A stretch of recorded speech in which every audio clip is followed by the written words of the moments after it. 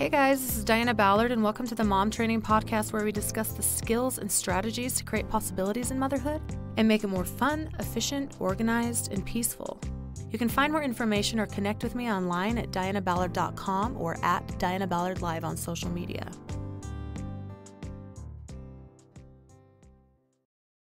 Have you ever stopped yourself from receiving something amazing because of your own belief about what you deserve? Let's chat today about how we feel about our worth and receiving things that may seem a little more than we personally feel comfortable with receiving. At the beginning of this year, we were in the market for a new vehicle. We were going to be upgrading to a third child pretty soon, and we needed something that could take us all around a little more comfortably. My husband had been doing tons of research about different cars and vehicles or whatever, and we were trying to decide what the best choice would be, and was something on the to-do list that was important to check off the list before the new baby arrived. Anyway, at the end of January, an opportunity came up to possibly purchase a van from my aunt. Honestly, I didn't really care what kind of van that we bought, just so it was reliable and fit our family and it ran well, right? So this van from my aunt was way nicer than I had expected to purchase.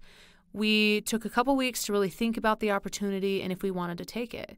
My biggest concern was, can I take care of something so nice? I don't need something that nice at all, right? So one morning, the whole family slept in, and James and I had some time to talk while laying in bed.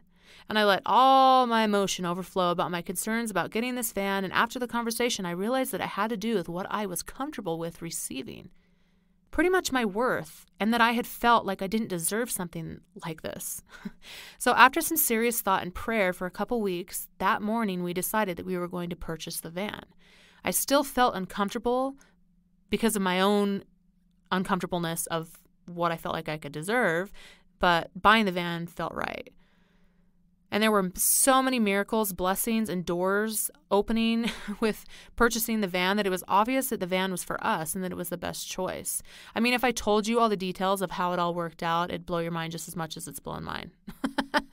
Like, seriously. So anyway, we decided to move forward and get the van. So my husband flew down the next weekend to drive the van back. When he got home, the kids and I went downstairs to check it out. Now, we'd only seen pictures, so seeing it in person was a whole different experience. I couldn't believe what I was seeing and that it was ours. Doors that opened on their own, a sunroof, a button you push to start the car instead of a key, leather seats, Bluetooth, seat warmers. I mean, come on, we're like in the middle of winter. I'm like, what? Like, I'm suddenly so warm, especially on my backside. It's actually been quite nice, right? So it has a built-in entertainment center. Like, it overwhelmed me. Like, the van just completely overwhelmed me. It was so far out of my comfort zone, I literally felt sick and was emotionally compromised for the next couple hours. I had to do some writing, processing, and working through what I was feeling. Like, I was actually like rejecting the van. I seriously felt like, take it back. We can't have this. I don't want it. This isn't for me. I don't even know what to do with something like this, right? I would have been so much more comfortable with something that was a little older, had old gadgets, been a little more worn down, maybe had some minor something wrong with it, like a lock that didn't lock by itself with a lock button, you know? Maybe had a couple dings or scrapes on it for years of use. That would be something that I would accept and be comfortable with. And as I wrote in my journal, it taught me a valuable lesson about what I felt that I could receive and what I could not. It was a belief about my worth.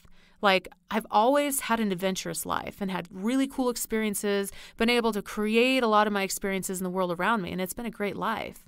So why would I need more? I'm satisfied with what I have and would like to keep it simple. Yet, on the next breath, I'm setting goals, reaching for creating more fun and adventure, and have a vision of what I want my life to look like in 5, 10, 20 years down the road. But I've also found myself spinning my wheels a lot of the time, or self-sabotaging results, keeping me just inside where I'm comfortable, or just pushing the envelope just enough where I can get just a tiny bit of progress, but still not reaching where I've envisioned and want to go. So the van really opened my eyes to a belief that I've had about what I deserve and what level of success I can reach and what I'm comfortable with receiving. So I want you to think for yourself, what am I comfortable with receiving? Do I feel comfortable with taking my life to another level, letting go of the past way of living and stepping into something that I've only dreamed of? Let's talk about a couple areas that we might struggle. Could it be your health and body and the fun that will come with being more healthy and active, the clothes that will fit better, the adventure you can have as your body is able to explore more, feeling more comfortable in a bathing suit or a nice dress at a wedding, feeling more confident and just feel better inside and out? No, I'm not saying not enjoy your body now. Love yourself for where you're at. But let's also not be complacent if we're blocking ourselves from such joy, fulfillment, fun, and adventure because of our comfort zones and what we believe we can have or be. Could it be financially? Is there a belief that we will always have to be just in our comfort zone of what type of income we can have or how much we have saved up in store? Do we find ourselves spending anything extra on random crap or living outside our means and then find ourselves constantly concerned about stress or our financial state? Or is it relationships that we struggle with worth? That we always have to have some type of conflict somewhere or refuse to let ourselves connect with the people around us because we just don't feel like we deserve it? Maybe that we've made so many mistakes in the past that we feel we don't deserve having harmonious relationships like a connective, beautiful, sexy marriage, or having a best friend that we have a mutual care for each other, or being able to be loved by anyone that we find ourselves sabotaging each experience and we don't even realize it. Ladies, what do we feel we can receive? What are we comfortable having come into our lives? Now, sometimes there are new skills that need to be learned in some of these upgrades or new ways of life or things that I've always dreamed of. But what if you are putting in the work, you are learning these new things, and you're trying to get better in an area of your life, and you keep finding yourself running in circles over and over again? We find ourselves frustrated and on the verge of quitting because we're going nowhere fast. We feel like we're putting in so much work, but like we're continuing to just hit a wall over and over and over again. So let's really think about this. What do I feel I can receive? How would I rate my self-worth? And when something beautiful comes into my life, do I let it stay? And how comfortable am I with the dreams and goals that I've been working towards? Again, the health goals, financial goals, relationship goals, building a successful home and family unit. What do I feel comfortable with? And I invite you to push your comfort zone. Push through those old beliefs. Hire a coach or therapist that you can get through that resistance. Do something. Because the life we want and dream is on the other side of our comfort zones and fears. And I'll tell you, it only took me a week or so, and I got used to driving the van. Does it still blow my mind often as I get into it? Am I still uncomfortable sometimes about how nice it is? Yeah. But this also taught me that as I push through the pain and uncomfortable feelings of receiving something, and I do receive it, it may still blow my mind every once in a while, but it can become my new reality. It can become a part of who I am, and that's okay. It's possible to receive something nice and keep it in our lives. It's okay and possible to have a harmonious, happy marriage.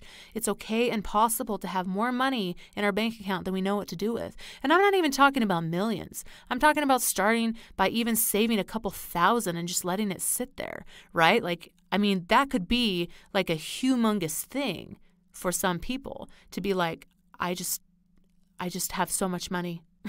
that it just sits there, to not have to use up every little ounce of money that comes in.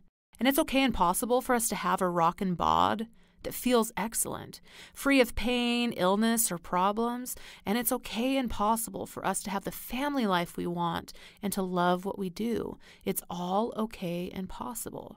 So let's stop being our own wall and jump to the other side. It's a part of who we are to dream, have vision, and want to progress. And getting there is for our emotional, mental, and physical health. So let's face our fears, our doubts, and beliefs that we're not worth it or worthy to receive beautiful things, and switch it to the belief that we are and that we can. The effort that we make into making these dreams come true is worth it, and we can create what we want in our life. Let's teach our children their worth as well as we embrace ours. We can do it, mamas. Hope you have a beautiful day. Share this podcast on your social media or an online mom group, and we'll see you next week on the Mom Training Podcast. Thank you so much for tuning into the Mom Training Podcast. If you liked what you heard, I would so appreciate a rating and review from you on any platform you listen to this on. If you have any questions or podcast ideas, you can message me on my social media at Diana Ballard Live or shoot me an email on my website. See you next week.